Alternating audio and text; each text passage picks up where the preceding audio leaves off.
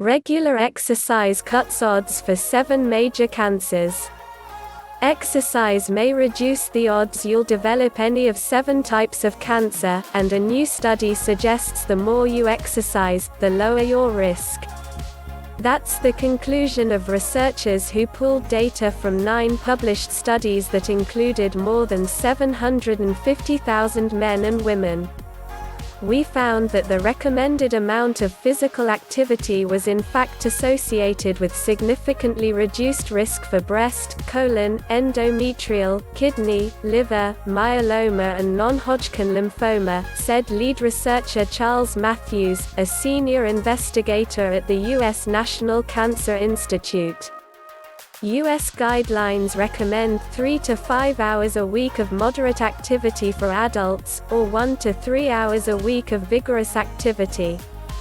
The study authors found that the harder you exercise for that recommended time, the more you reduce your cancer risk.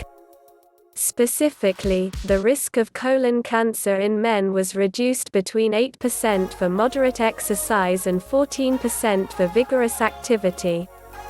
For women's breast cancer, the reduction ranged from 6% for moderate exercise to 10% for a vigorous workout. For endometrial cancer, from 10% to 18%, kidney cancer, 11% to 17%, myeloma, 14% to 19%, liver cancer 18% to 27%, and non-Hodgkin lymphoma in women, 11% to 18%. But Alpa Patel, the American Cancer Society's senior scientific director of epidemiology research, who was part of the study, urged caution in interpreting the findings.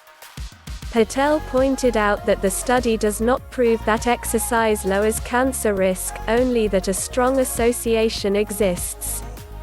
Matthews said, however, that the findings suggest that doctors and fitness professionals should encourage adults to exercise at the recommended levels to lower their risk of cancer. How exercise might lower the risk for these 7 cancers isn't clear, but Patel offered some theories.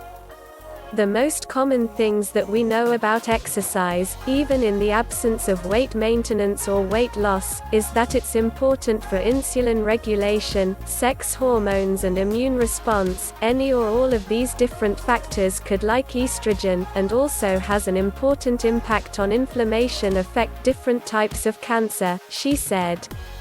For example, Patel noted that for colon cancer, the leading theory is that exercise works by managing glucose metabolism, and breast cancer is largely driven by estrogen levels. Living a healthy lifestyle is a part of lowering your cancer risk. That means maintaining a healthy weight, eating a healthful diet and not smoking. There are certain modifiable risks associated with cancer, and we are learning more and more about the potential benefits of being physically active as it relates to cancer prevention, Patel added.